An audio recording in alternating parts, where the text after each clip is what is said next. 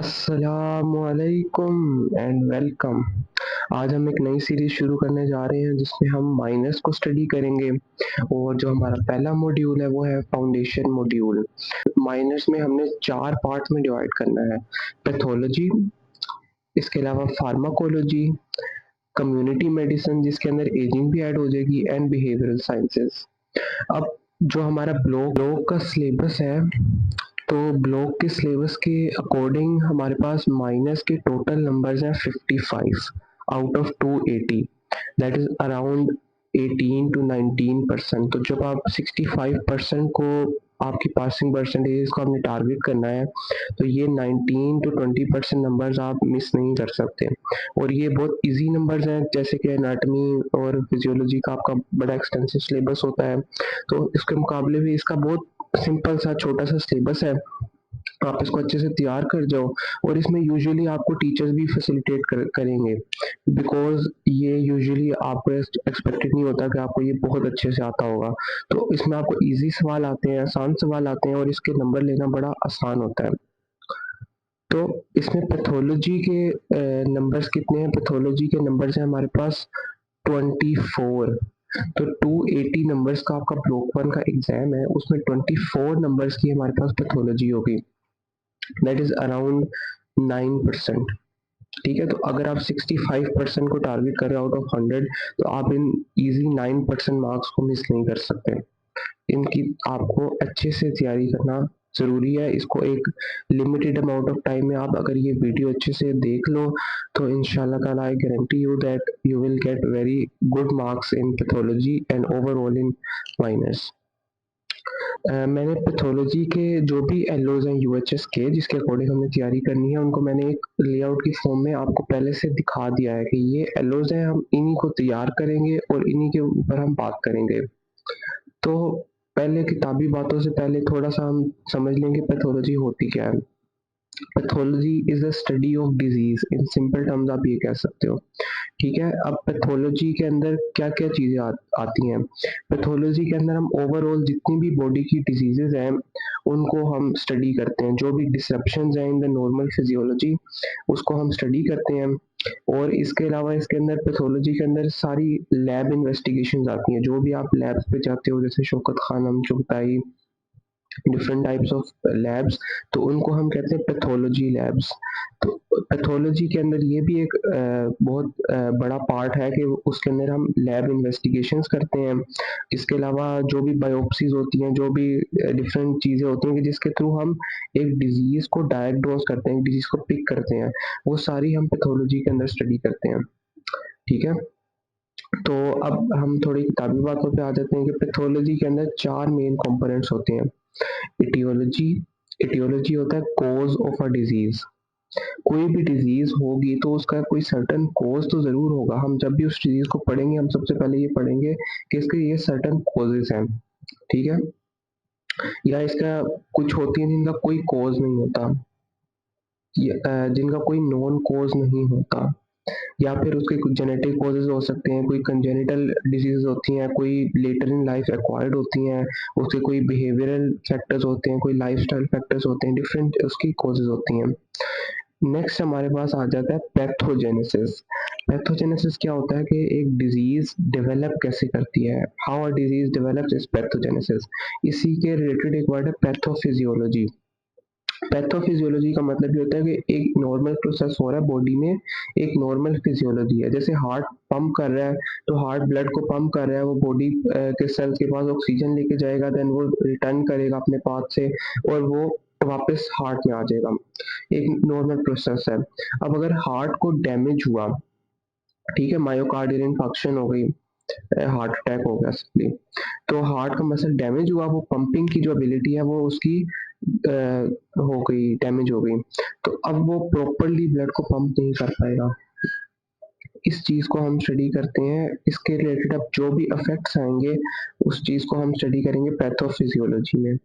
इसके अलावा जितनी भी हमारे पास इन्फेक्शियस डिसीज़ होती हैं, जैसे कोई इन्फेक्शन हो गई, टाइफाइड हो गया, कोलेरा हो गया, तो हम उसके अंदर भी पैथोजेनेसिस को स्टडी करते हैं कि कैसे वो जो इन्फेक्शियस एजेंट है वो बॉडी के अंदर एंटर होगा, कैसे वो अपना लाइफ साइकिल कंप्लीट करेगा और कौन-कौन से एजेंट्स को जो टॉक्सिन्स हैं उनको सीक्रेट करेगा और किस तरह वो हमारी बॉडी के अंदर डैमेज प्रोड्यूस करेगा। ठीक है। नेक्स्ट हमारे पास आ जाती है morphology. Morphology is the study of structure. तो अब जो भी डिज़ीज़ हुई है उसकी वज़ह से हमारी बॉडी के अंदर डैमेज प्रोड्यूस हुआ है। अब वो डैमेज को हम देखेंगे कैसे? उसको हम 2 तरह से देख सकते हैं। तो ग्रॉसली हम अपनी आँख से सिंपली उस ऑर्गन को या उस पार्ट को देखेंगे तो हमें डैमेज नज़र आएगा। दूसरा तरीका हो सकता है माइक्रोस्कोपिकली कि हम उस टिश्यू का एक स्पेसिमेन लेंगे, एक बायोप्सी लेंगे और जब हम उसको स्लाइड के अंदर देखेंगे तो अब हमें उसके अंदर डैमेज नज़र आएगा, हमें उसके अंदर कोई एब्नॉर्मैलिटी नज़र आएगी। तो वो मॉर्फोलॉजी के एक डिज़ीज़ की प्रोग्रेशन के बाद अब जैसे मायोकार्डियल इंफार्क्शन को ले लो, हार्ट का मसल डैमेज हो गया। हमने हार्ट को एक स्लाइस किया, हमने एक हार्ट ले लिया, कोई बंदे की डेथ हो गई उसके बाद और हमने उसको लेके उसके अंदर अगर देखा तो हमें उसके अंदर वो सर्टेन चेंजेस नज़र आएँगे। अगर हम माइक्रोस्कोपिकली देखेंगे तो हमें वो सर्टेन चेंजेस नज़र आएँगी। वो नेक्रोसिस की जो इंफाक्शन हुई है हमें उसकी चेंजेस स्लाइड के नीचे नज़र आएँगी। नेक्स्ट सिम्पटम्स और इफेक्ट्स जो कि सिंपली हम बहुत ज़्यादा एक्सटेंसिवली स्टडी करते हैं किसी भी डिज़ीज़ की। तो अब उस डिज़ीज़ की वजह से जो हमें जो प्रेज़ेंट करेगा पर्सन, जो पेशेंट प्रेज़ेंट करेगा विद सर्टेन सिम्पटम्स, सर्टेन उसके अंदर साइन्स प्रेज़ेंट होंगे, सर्टेन उसके ऊपर इफेक्ट्स आ रहे होंगे। तो ये ओवरऑल एक डिज़ीज़ की जो है ना स्टडी है। आ गया सेल। हमारी बॉडी किससे बनी है? सेल से, billions and billions of cell से। तो अब एक हमारे पास सेल है जो कि अपनी नॉर्मल ज़िंदगी गुज़ार रहा है अपने एनवायरनमेंट के अंदर, ठीक है? बहुत खुश है, बहुत अच्छी ज़िंदगी गुज़ार रहा है। लेकिन अब हुआ क्या? अब कोई सर्टेन इंजरियस स्टिमुलस आया उसके लिए, उसके पास। कोई टॉक्सिन था, कोई ट्रॉमा था, कोई हीट थी, रेडिएशन थी, कोई इन्फेक्शियस एजेंट आ गया उसके पास, तो उसने क्या किया उसके ऊपर उसको डैमेज किया। अब सबसे पहले जब इनिशियली डैमेज होगा तो कुछ देर तक सिर्फ उसको रिवर्सिबल इंजरी होगी। अब रिवर्सिबल इंजरी का मतलब ये है कि वो उसको रिवर्स करके वापस अपनी नॉर्मल स्टेट में जा सकता है, अपने आप को रिपेयर कर सकता है। अगर हमने उस स्ट्रेस को रिमूव नहीं किया, अब वो स्ट्रेस ज़्यादा टाइम से चल रहा है या वो ज़्यादा इंटेंस हो गया है, इतना शदीद हो गया है कि वो डैमेज उसकी रिपेयरिंग एबिलिटी से बहुत ज़्यादा हो गया है और वो शदीद तरीके से डैमेज हो चुका है सेल। अब उसको रिपेयर करना इम्पॉसिबल है, तो अब वो चला जाएगा इन a state of irreversible injury. अब इर्रिवर्सिबल इंजरी से वो वापस नॉर्मल की तरफ नहीं जा सकता। तो अब उसके पास 2 ही चारे बचते हैं। या तो सेल डेथ 2 तरीकों से मेनली हो सकती है, तो एपोप्टोसिस या नेक्रोसिस। एपोप्टोसिस ये है कि सेल खुद से इस बात का अंदाज़ा लगा ले कि मुझे बहुत ज़्यादा डैमेज हो चुका है। वो अपने आप को इन अ पीसफुल वे को किल कर ले, ताकि बॉडी को डैमेज ना हो और वो जो उसके कंपोनेंट्स हैं वो बाकी सेल्स जो मैक्रोफेज सिस्टम में फेगोसाइटोज़ कर ले और ओवरऑल बॉडी का होम्योस्टेसिस पे इतना फ़र्क ना पड़े। दूसरी चीज़ हो सकती है नेक्रोसिस कि वो खुद ना मरे पर उसको और सेल्स जो हैं या तो इन्फेक्शियस एजेंट ही उसको मार दें या फिर हमारी बॉडी के मैक्रोफेजेस वगैरह ही देखें कि अब वो इतना डैमेज हो चुका है तो वो खुद ही उसको मार दें। लेकिन ये ज़्यादा डैमेजिंग होता है, इसमें इन्फ्लेमेशन भी प्रोड्यूस होती है और उसकी जो एनवायरनमेंट में जो नॉर्मल सेल्स हैं उनको भी डैमेज हो सकता है इसकी वज़ह से। ठीक है, तो अब हम इसको नेक्स्ट चार्ट में देखते हैं कि हमारे पास ये फिगर है। अब फिगर के अंदर आप देखो हमारे पास सबसे ऊपर एक नॉर्मल सेल पड़ा है। अब नॉर्मल सेल पे एक आया इंजरियस स्टिमुलस किसी भी किस्म का, उसकी ब्लड सप्लाई रुक गई, उसको ऑक्सीजन नहीं मिल रही, उसको कोई टॉक्सिन ने आके डैमेज कर दिया। तो अब क्या होगा उसको इनिशियली रिवर्सिबल इंजरी होगी।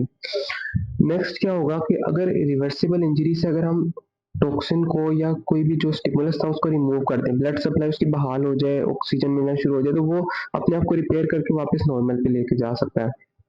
लेकिन दूसरी कंडीशन ये है कि अगर वो स्ट्रेस रिमूव ना हुआ या उसकी किसी भी वजह से ब्लड सप्लाई उसकी बहाल नहीं हुई, उसको ऑक्सीजन मिलना बहाल नहीं हुई और वो कॉन्स्टेंटली उस इंजरी की वजह से जो है ना डैमेज होता जा रहा है, तो अब वो चला जाएगा इन स्टेट ऑफ इरिवर्सिबल इंजरी। अब इरिवर्सिबल इंजरी से आगे 2 ही उसके पास चारे हैं सेल डेथ के। सेल डेथ तो अब होनी ही होनी है, या वो एपोप्टोसिस के थ्रू होगी या वो नेक्रोसिस के थ्रू होगी। अब सर्टेन चेंजेस आएँगी उसके अंदर, जैसे कि रिवर्सिबल इंजरी के अंदर सेल के अंदर क्या चेंजेस आती हैं, सेल और उसके ऑर्गेनेल्स स्वेल कर सकते हैं। इसके अलावा जो लिवर के सेल्स हैं उनके अंदर क्या होगा, फैटी चेंज प्रोड्यूस होगा, फैट एक्युमुलेट हो जाएगा। और रिवर्सिबल इंजरी से इरिवर्सिबल इंजरी में जाने वाली एक लाइन है। फर्स्ट ऑफ ऑल आता है कि मेम्ब्रेन डैमेज इतना एक्सटेंसिव हो जाए कि उसका और उसकी एनवायरनमेंट के दरमियान वो जो एक बैरियर है वो ही खत्म हो जाए। अब जो आयंस की एक वैल्यूज है कि पोटेशियम अंदर ज्यादा होता है, सोडियम बाहर ज्यादा होता है, अगर मेम्ब्रेन इतनी डैमेज हो जाए कि सोडियम अंदर आना शुरू हो जाए, पोटेशियम उसका बाहर चला जाए सारा, और वो ओवरऑल जो एक होम्योस्टेसिस डेवलप था, जो पीएच डेवलप था और डिफरेंट चीजें थी वो खत्म हो जाए, कैल्शियम बहुत अमाउंट में अंदर आ जाए और फिर कैल्शियम आगे फर्दर उसकी डेथ कॉज करता है। इसके अलावा उसके माइटोकॉन्ड्रिया डैमेज हो जाए, वो एटीपी प्रोड्यूस नहीं कर सकता, एटीपी उसकी नॉर्मल लिविंग के लिए चाहिए। अब अगर एटीपी प्रोड्यूस नहीं होगा तो वो जिंदा नहीं रह सकता। इसके अलावा डीएनए और क्रोमेटिन डैमेज हो जाए, सेल के अंदर जो मेन उसकी इंफॉर्मेशन है जिसके थ्रू उसने रेप्लिकेट करना है, जिसके थ्रू उसने प्रोटीन्स प्रोड्यूस करने हैं, जिसके थ्रू उसने ओवरऑल अपना सारा काम करना है, वो डीएनए है। तो अगर उसका डीएनए ही डैमेज हो गया तो अब उसके वो जिंदा रह के क्या कर सकता है, कुछ भी नहीं कर सकता। अब अगर डीएनए डैमेज हो गया तो उसमें म्यूटेशंस आएंगी और अब वो क्या हो सकता है, कैंसर की तरफ जा सकता है, अब वो एबनॉर्मल कोई काम शुरू कर सकता है।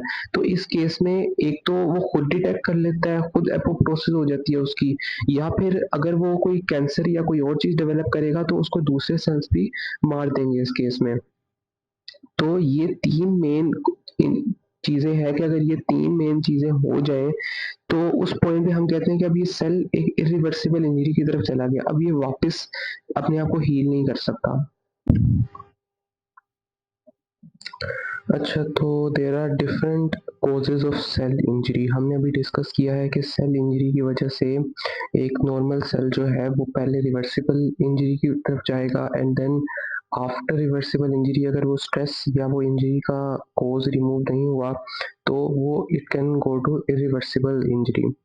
तो सेल इंजरी की डिफरेंट कॉजेज़ हैं हमारे पास, जैसे कि न्यूट्रिशनल इम्बैलेंसेस हैं, किसी भी चीज़ की डेफिशिएंसी, किसी भी चीज़ का एक्सेस, जैसे कि हाइपरकैल्सीमिया, हाइपोकैलीमिया, डिफरेंट हमारे पास इम्बैलेंसेस होते हैं।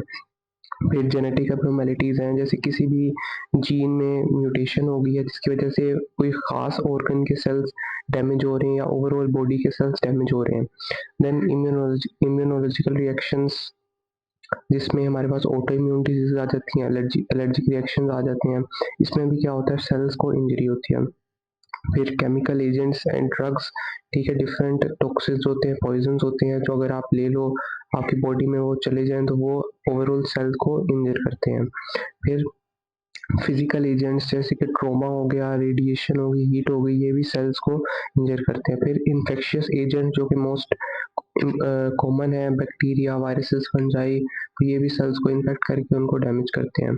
इसके अलावा हमारे पास हाइपोक्सिया या इस्कीमिया एक मेजर कॉज है किसी भी किस्म की सेलुलर इंजरी का।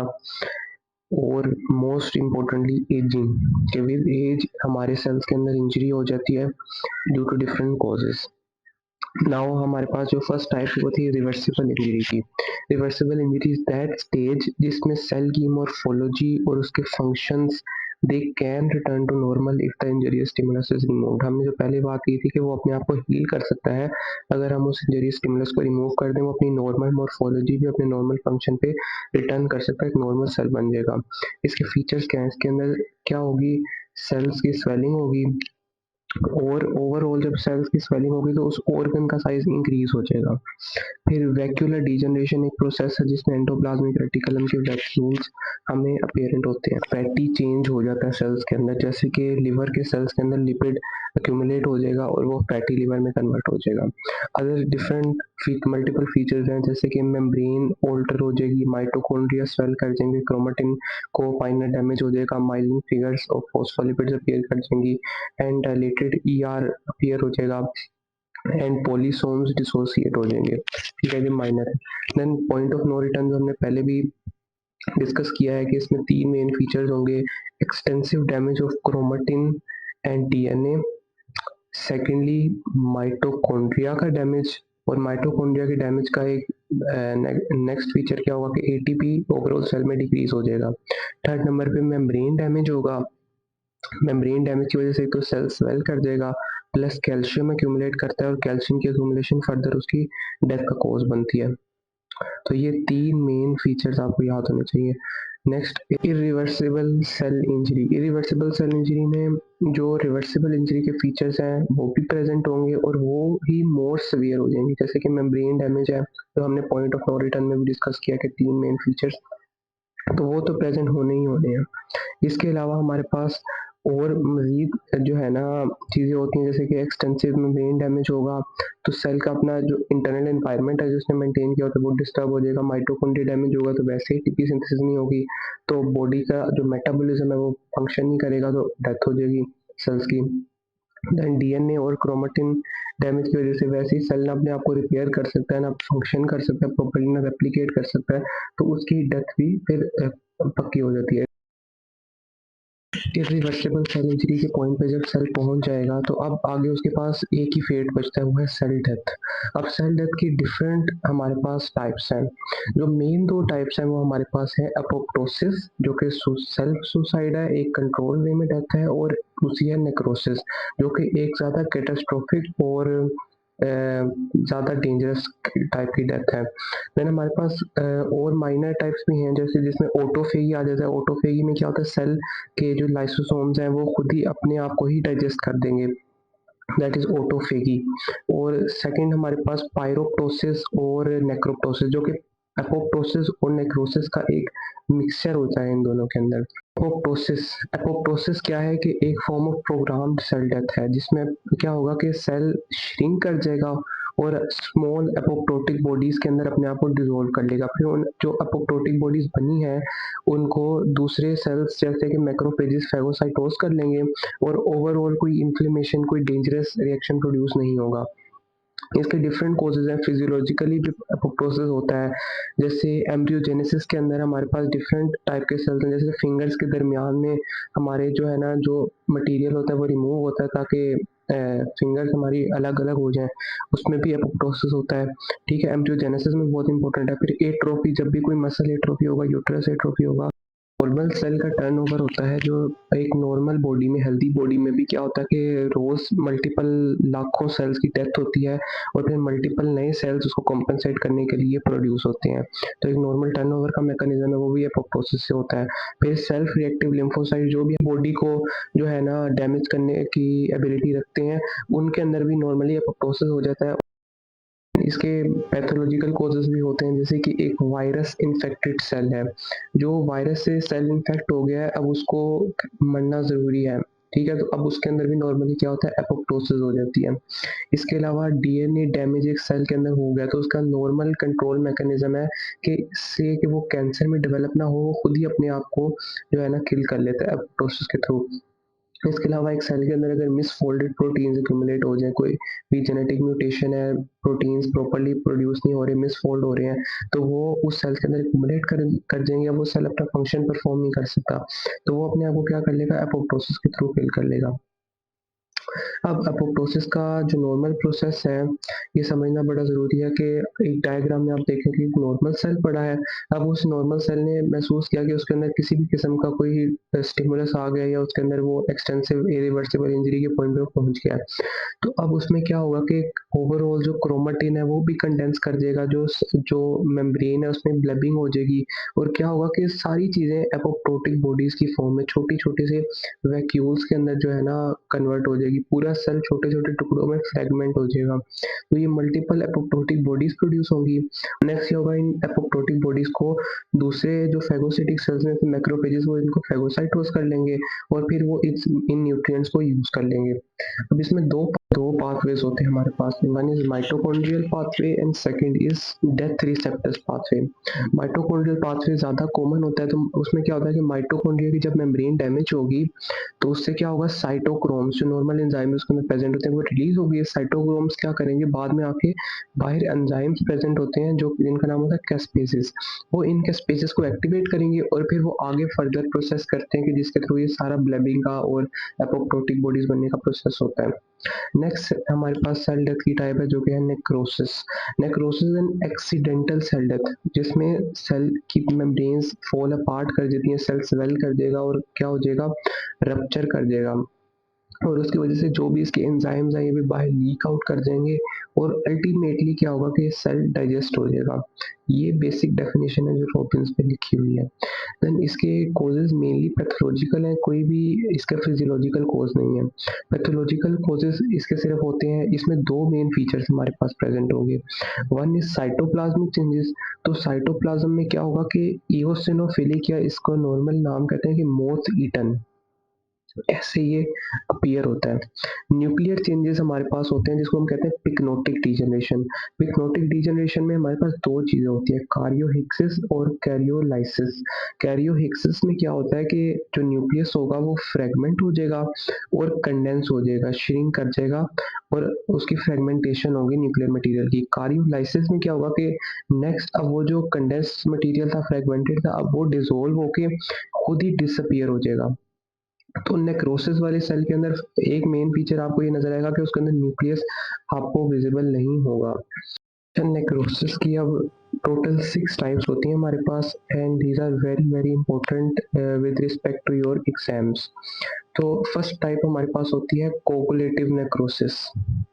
सेकेंड टाइप होती है लिक्विफेक्टिव नेक्रोसिस। कोगुलेटिव को आप कह सकते हो कोगुलेशन हो जाएगी, सॉलिड जो है ना मैस बन जाएगा। लिक्विफेक्टिव को क्या आप कह सकते हो कि लिक्विड सा स्ट्रक्चर बन जाएगा। कैशियस, कैशियस कहते हैं चीजी, तो चीजी सा स्ट्रक्चर इसमें बन जाता है। थर्ड है, फोर्थ है गैंग्रीनस, इसमें क्या होगा, एक गैंग्रीन बन जाएगी।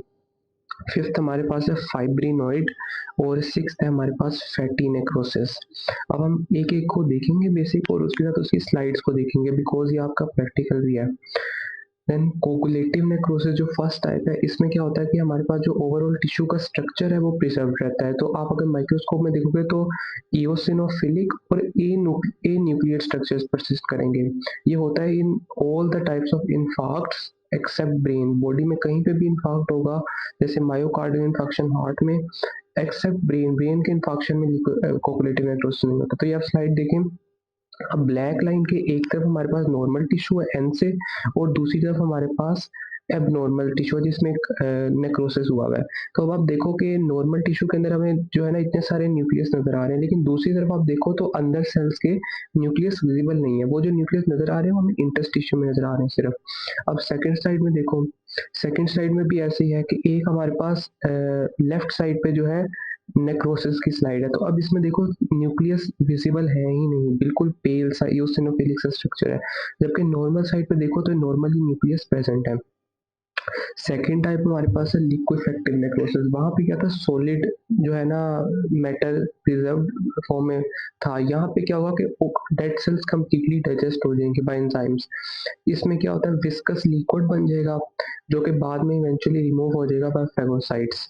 इसकी मेन कॉजेज होती हैं कि बैक्टीरियल और फंगल इन्फेक्शंस, और इसके अलावा अगर सीएनएस के अंदर कोई इन्फाक्ट होता है उसमें भी लिक्विफेक्टिव नेक्रोसिस होता है। तो ये लिक्विफेक्टिव नेक्रोसिस के इमेज आप देख सकते हैं कि ये कैसे एक लिक्विड सा बिल्कुल बन गया है, वो स्ट्रक्चर कंप्लीटली आप देख सकते हो कि डिसॉल्व हो चुका है, उसको डाइजेस्ट किया जा चुका है। थर्ड टाइप है हमारे पास गैंग्रीनस नेक्रोसिस। गैंग्रीनस नेक्रोसिस क्या होता है कि फर्स्ट हमारे पास कोगुलेटिव नेक्रोसिस होगी एंड विद टाइम लिक्विफेक्टिव नेक्रोसिस होगी। वजह क्या होती है कि इनिशियली तो हमारे पास कोगुलेटिव नेक्रोसिस ही होता है, लेकिन जब बैक्टीरिया उस एरिया को इन्फेक्ट करते हैं तो वो वहाँ पे गैंग्रीनस वो वहाँ पे लिक्विफेक्टिव करवा देते हैं, ओवरऑल वो गैंग्रीनस हो जाता है। तो इन्फार्क्ट जैसे कि लोअर लिम्ब में है तो वो इनिशियली क्या होगा, कोगुलेटिव होगा, लेकिन जब बैक्टीरिया उसमें आ जाएंगे तो वो लिक्विफेक्टिव में कन्वर्ट हो जाएगा। ओवरऑल हम इसको गैंग्रीनस कहेंगे। तो ये आप इमेज देख सकते हो, ये फुट की इमेज है। देन कैशियस नेक्रोसिस, कैशियस या चीजी नेक्रोसिस, इसमें क्या होता है, चीजी येलो व्हाइट सा सॉलिड इन्फार्क्ट प्रेजेंट होता है। तो है सॉलिड, लेकिन इसकी चीज़ी येलो व्हाइट सी अपीयरेंस है।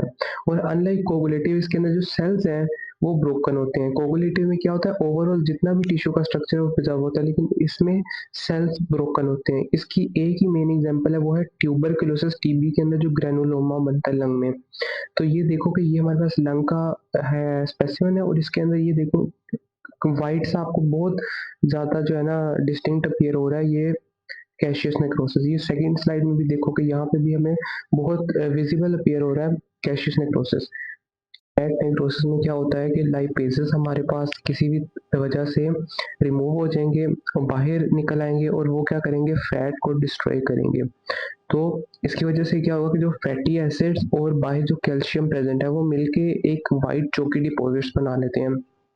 इसकी मेन रीज़न एक ही है, एक्यूट पैंक्रियाटाइटिस के, जिसमें pancreatic enzymes, pancreatic lipase remove होगा, फैट को डाइजेस्ट करेगा, वो कैल्शियम के साथ मिलके फैटी डिपॉजिट्स बना देंगे। तो ये आप सब देख सकते हो कि ये हमारे पास सोप के वाइट चोकी डिपॉजिट्स हमें नज़र आ रहे हैं इस स्पेसिमेन में, और ये मेनली एब्डोमेन में ही होगा जहाँ पर पैंक्रियाज पड़ी हुई है। तो ये आपको एब्डोमेन में नज़र आ रहा है। Next, fibrinoid necrosis. Fibrinoid necrosis में क्या होता है कि इम्यून कॉम्प्लेक्सेस और प्लाज्मा प्रोटीन्स, ये ओवरऑल तो इनको होना चाहिए ब्लड के अंदर, लेकिन ये क्या करेंगे कि वेसल्स की वॉल से पेनिट्रेट करके और उनकी वॉल्स के अंदर जाके जो है ना नेक्रोसिस कर देंगे, डैमेज कर देंगे। तो इसमें हमें ब्राइट पिंक सी अमोर्फस अपीयरेंस नज़र आती है, जो कि फाइब्रिनोइड, फाइब्रिन कंटेनिंग ये जो है ना स्ट्रक्चर होगा। तो इसकी रीज़न एक मेन है ऑटो इम्यून डिजीजेस, जैसे कि पॉलीआर्थराइटिस नोटोसा, बड़ा मुश्किल नाम है, एंड सेकंड है सीवियर हाइपरटेंशन में भी ये हो सकता है। तो ये आप देखो कि ये ओवरऑल वेसल है, दरमियान में हमारे पास ब्लड है जो कि बिल्कुल ज़्यादा डार्क है, देन हमारे पास ओवरऑल ट्यूनिक्स हैं ब्लड वेसल की, और बिल्कुल दरमियान में करके हमें एक रेड सा स्ट्रक्चर नज़र आ रहा है, जो कि हमारे पास फाइब्रिनोइड नेक्रोसिस है। देन इम्पोर्टेंट है कि difference between necrosis and apoptosis, ये आपके पेपर में एक ऐसा क्वेश्चन आ सकता है। तो सेल साइज नेक्रोसिस में हमने क्या पढ़ा था कि वो एनलार्ज होगा, स्वेल कर जाएगा, लेकिन एपोप्टोसिस में उल्टा होता है कि वो श्रिंक कर जाता है। न्यूक्लियस होता है कि नेक्रोसिस में आपने देखा था पिक्नोटिक डिजेनरेशन होगी, कार्योहिक्सिस, कार्योलाइसिस, लेकिन एपोप्टोसिस में क्या होता है कि फ्रेगमेंटेशन होती है इनटू न्यूक्लियोसोम साइज फ्रेगमेंट्स, और फिर वो एपोप्टोटिक बॉडीज में चले जाएंगे। प्लाज्मा मेम्ब्रेन नेक्रोसिस में क्या होता है कि वो डिसरप्ट हो जाती है, रप्चर हो जाती है, लेकिन एपोप्टोसिस में प्लाज्मा मेम्ब्रेन को कोई खास डैमेज नहीं होता। जो अंदर के कंटेंट्स हैं और बाहर के कंटेंट्स हैं उसमें मिक्सिंग नहीं होती, वो मेम्ब्रेन बस क्या करती है, एपोप्टोटिक बॉडीज बना लेती है। सेलुलर कंटेंट्स नेक्रोसिस में क्या होता है कि सेल का जो एंजाइमेटिक डाइजेशन होगी और सेल के कंटेंट्स बाहर भी लीक आउट कर सकते हैं, ओवरऑल इन्फ्लेमेशन भी कॉज कर सकते हैं। एपोप्टोसिस में ऐसे नहीं होता, मेम्ब्रेन इंटैक्ट होती है और अंदर के जो कंटेंट्स हैं वो in the form of apoptotic bodies he release होंगे, वो डायरेक्टली कॉन्टैक्ट में नहीं आएंगे किसी दूसरे सेल के साथ। फिर एडजेसेंट इन्फ्लेमेशन नेक्रोसिस में फ्रीक्वेंट होती है, लेकिन एपोप्टोसिस में इन्फ्लेमेशन का कोई चांस नहीं होता। फिजियोलॉजिकल नेक्रोसिस जो है ना मेनली पैथोलॉजिकल होगी, ठीक है, उसके फिजियोलॉजिकल कॉजेज नहीं होते, लेकिन एपोप्टोसिस फिजियोलॉजिकल भी हो सकती है and it can also be pathological. तो अब हमने अपना ये कंप्लीटली जो है ना पहला सेक्शन ऑफ जनरल पैथोलॉजी ये हमने कवर कर लिया है अल्हम्दुलिल्लाह, एंड आप ये देख सकते हो ये सारे एलोजन जो हम कवर कर चुके हैं। अब हमारे पास एमसीक्यूज हैं, एमसीक्यू को आपने पढ़ना है, इसमें मेन जो है ना पॉइंट को आपने फाइंड करना है एंड इसका आंसर आपने कमेंट में मुझे देना है। ठीक है, वीडियो को पॉज करके आप इसको आंसर करो and then after some time मैं इसको इसमें आपको हिंट भी बताऊंगा और इसका आंसर भी आपको बताऊंगा।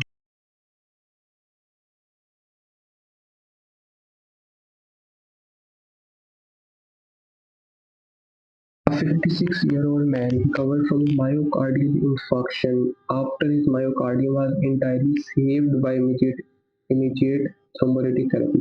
अब इसमें आपने ये पॉइंट देखना है कि उसको मायोकार्डियल इंफार्क्शन हुई, लेकिन उसमें क्या हुआ, इंटायरली सेव्ड का मतलब ये कि वो रिवर्सिबल इंजरी थी, वो क्या हो गई, रिवर्स हो गई। तो अब हमने इन चारों में से ये देखना है कि रिवर्सिबल इंजरी की कौन सी इसमें जो है ना टाइप है।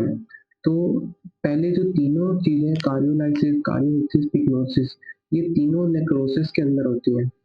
ठीक है, नेक्रोसिस तो आफ्टर इरिवर्सिबल सेल इंजरी होगी, तो ये तो इरिवर्सिबल सेल इंजरी के बाद जो सेल डेथ के पॉइंट पे है। हम कह रहे हैं कि रिवर्सिबल सेल इंजरी थी और वो वापस आ गया अपनी नॉर्मल पोजीशन में। और रिवर्सिबल सेल इंजरी में हमारे पास एक मेन फीचर यही होता है कि डायलिटेशन हो जाती है ऑर्गेनल्स की और सेल्स की। तो हमारे पास जो डी ऑप्शन है वो राइट ऑप्शन है।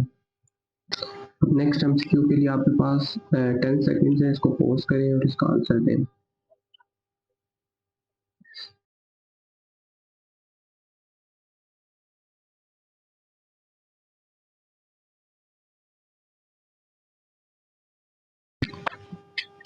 A 45-year-old man with a long history of alcoholism presents with severe epigastric pain, nausea, vomiting, fever and increasing serum amylase. ये चीज आपको भी समझ नहीं आएगी। During a previous hospitalization for a similar episode, computed tomography scanning, CT scan demonstrated calcification in the pancreas. First हमारे पास जो कीवर्ड है वो है calcifications. A diagnosis of acute pancreatitis superimposed with chronic pancreatitis was made. अब हमारे पास हमारे दोनों कीवर्ड हो चुके हैं। First is calcification and second is acute pancreatitis. अब उसने नेक्स्ट पूछा है कौन सी टाइप की नेक्रोसिस प्रेजेंट होगी। तो हमारा इंफॉर्मेशन एंड नॉलेज जब हम ये कहते हैं कि ये टाइप है फैटी नेक्रोसिस की, जिसमें क्या होगा कि एक्यूट पैंक्रेटाइटिस की वजह से पैंक्रेटिक एंजाइम रिलीज होगा, फैट को डाइजेस्ट करेगा, फिर फैटी एसिड और कैल्शियम मिलके सोप बना लेंगे। तो वो कैल्सिफिकेशन सोप के लिए कह रहे हैं और एक्यूट पैंक्रेटाइटिस भी फैटी नेक्रोसिस की तरफ इशारा कर। अब ऑप्शन देखें तो सबसे पहले ए गैसियस नेक्रोसिस नहीं हो सकता, सेकंड कोगुलेटिव नहीं हो सकता, डी फाइब्रिनोइड नहीं हो सकता, ई लिक्विफेक्टिव नहीं हो सकता, सी एंजाइमेटिक को हम इसलिए चूज करेंगे बिकॉज ये फैटी नेक्रोसिस का एक दूसरा नाम है, क्योंकि फैटी नेक्रोसिस में होता क्या एंजाइमेटिक डाइजेशन होती है, तो हम इसको एंजाइमेटिक भी कह सकते हैं। बाकी सारे ऑप्शन वैसे ही इनकरेक्ट है, तो हम इसमें सी ऑप्शन को चूज करेंगे जो कि करेक्ट ऑप्शन है। देन थर्ड एमसीक्यू हमारे पास है, उसके लिए आपके पास 10 सेकंड है, मैं वेट करूंगा, देन आप उसको देन मैं आंसर उसको बताऊंगा।